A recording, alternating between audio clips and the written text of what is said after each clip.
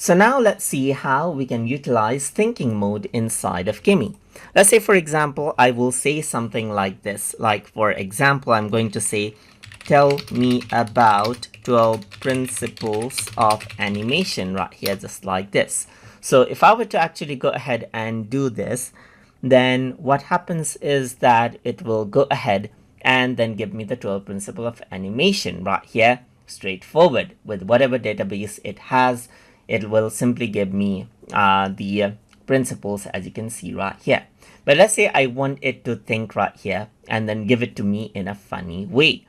In that case, I can simply go ahead and stop right here and enable something called the thinking mode right here, which actually helps you use advanced reasoning to solve complex problems. So I'm going to say, now tell me the 12 principle of animation, but in a funny way right here, just like this.